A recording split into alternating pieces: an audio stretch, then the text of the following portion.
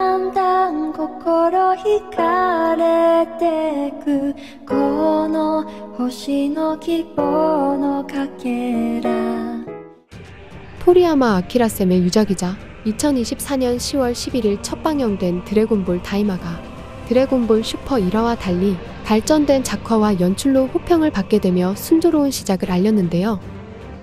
나아가 다이마 1화에서는 기존 드래곤볼 Z 시절을 떠올릴 수 있는 전투신이 새롭게 묘사되며 전 세계 드래곤볼 팬들을 위한 팬서비스 장면이 연출되었습니다. 이처럼 드래곤볼 다이마는 드래곤볼 40주년 기념작이자 아키라 쌤의 마지막 유작이었기 때문에 최고의 기대작으로 화제가 된 만큼 많은 드래곤볼 팬분들이 돌아온 손오공을 더욱 반겨줄 수 있던 것 같습니다.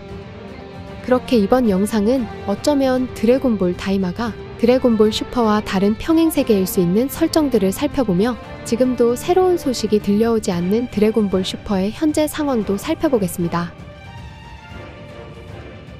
먼저 드래곤볼 슈퍼와 드래곤볼 GT의 공통점은 바로 502 원기옥으로 마인부우를 소멸시키며 시작된 이야기에서 비롯되었는데요. 나아가 신작 드래곤볼 다이마 또한 마인부우 편 이후 고마의 소원으로 501행 전원이 어린아이로 변모하며 마인부우 결전 후, 즉 비루스를 만나기 전의 이야기로 전개되었습니다.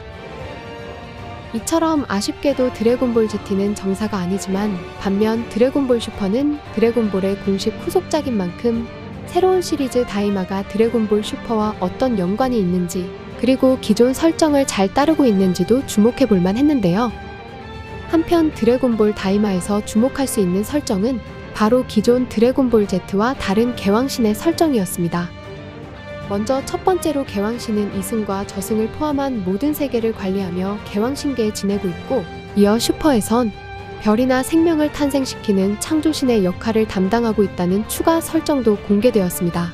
한편 기존의 개왕신들은 시민이라는 종족으로서 이들은 개심성이라는 별에서 태어나 자랐고 이어 개심성에 있는 거대한 나무의 열매로부터 태어난다는 대전집이 존재했었는데요. 그렇게 지금까지는 개왕신이 거대한 나무의 열매로부터 태어나 창조신으로서의 역할을 담당했지만 드래곤볼 다이마에선 바로 개왕신이 대마계 출신이라는 설정이 처음으로 공개되었습니다. 나아가 현재의 동쪽 개왕신은 글린드인이라는 마계의 종족이었고 그중 글린드인은 제2마계 출신이며 제3마계와 달리 높은 지위를 지니고 있다는 정보도 최신화에서 밝혀지게 되었는데요. 그렇게 뾰족한 귀를 지니고 있다면 대마계 출신일 가능성이 높기 때문에 미스터 포포 또한 마계 출신이라는 정보도 다이마에서 함께 공개되었습니다. 나아가 개왕신의 동생 데게스와 닥터 아린스라는 여자 형제가 있다는 새로운 사실을 미루어 보면 개왕신의 탄생과 종족은 기존 원작과 조금 다른 설정이라는 것을 알 수 있었는데요. 또한 슈퍼에선 포타라로 합체한 키비토가 드래곤볼의 소원으로 합체가 풀리게 되었지만 다이마에선 오공과 베지터의 방식처럼 부우 안에 내포된 신비스러운 가스를 통해 합체를 해제했듯이 치료주가 언급된 내용을 제외하면 개왕신의 설정은 Z 슈퍼와 차이가 있다는 점을 알 수 있었습니다. 두 번째 주목할 수 있는 설정은 바로 나메크인 또한 대마계 출신으로 원래는 나메크성이 아닌 대마계에 거주하고 있다는 사실이 공개되었고 이어 피콜로가 나메크인은 지배받는 것을 달가워하지 않아 다른 우주로 이동했다 언급했듯이 과거 피콜로 대마왕이 자신을 마족이라 지칭한 이유도 이해할 수 있었습니다. 한편 나메크인 중 피콜로가 전설의 나메크인이라 언급한 네바는 바로 먼 옛날 대마계의 드래곤볼을 지키기 위해 홀로 남은 전사로 이야기했고 이어 네바의 능력은 드래곤 레이더 없이 드래곤볼을 소환시켰고 이어 돌멩이가 된 드래곤볼을 바로 사용할 수 있는 초월자의 능력도 선보였습니다. 이처럼 기존에도 지구의 신이 네바처럼 바로 소원을 들어줄 수 있는 능력을 선보인 적은 있지만 지구에 퍼져있는 7개의 드래곤볼을 전부 소환시킨 것은 정말 사기적 능력이었는데요. 그렇게 다이마에서의 나메크인은 바로 대마계 출신이었고 이어 피콜로는 어떻게 전설의 나메크인의 이름을 알고 있었는지는 밝혀지지 않았지만 바로 나메크성에서 융합한 네일을 통해서나 아니면 최고 장로를 통해 과거의 이야기를 들었을 가능성도 생각해 볼 수 있게 되었습니다. 세 번째로는 바로 대마계는 순간이동으로 갈 수 없다는 설정이었는데요. 먼저 글리드인이라는 출신으로 밝혀진 동쪽 개왕신은 아주 오래전 비행선을 통해 하계로 나올 수 있었고, 이어 하계로 나오기 위해서는 바로 워프라는 존재를 통해서만 이동할 수 있었습니다. 반대로 외부에서 대마계로 이동하기 위해서도 워프를 통해서만 이동할 수 있는 설정은 슈퍼에서도 나오지 않았듯이 다이마에서 새로운 설정으로 도입된 이동 설정이라는 것을 알 수 있었는데요. 이처럼 어쩌면 다이마가 슈퍼의 내용으로 이어지지 않는 평행세계일 수 있는 설정들이 차례로 공개되고 있지만 작품의 흐름을 방해할 정도는 아니라고 생각이 들기 때문에 일부분의 설정 변경과 함께 슈퍼의 설정도 지닌 작품이라는 것을 깨닫게 되었습니다. 한편 드래곤볼 다이마의 이야기는 이제 극 초반이기 때문에 지금 당장 슈퍼와 다른 세계의 작품이라 단정할 수 없지만 슈퍼의 설정도 그대로 따라가지 않는다면 드래곤볼 GT처럼 다이마만의 특징과 특색 있는 작품으로 기억될 수 있을 것 같은데요. 나아가 슈퍼에선 50260이라 불리며 Z 시절과 달리 아쉬운 모습을 보였다면 다이마의 50은 드래곤볼 GT의 50처럼 능청스러운 모습과 전투 시에는 기존처럼 집중해서 상대하는 50다운 모습을 보여주기도 했습니다. 이처럼 슈퍼의 50은 논란이 될 수 있는 사례가 무척이나 많았지만 다행히 다이마 50은 GT50의 모습이 보이기도 했는데요. 그렇게 대막의 50의 모험을 기대해 볼 수 있는 시점.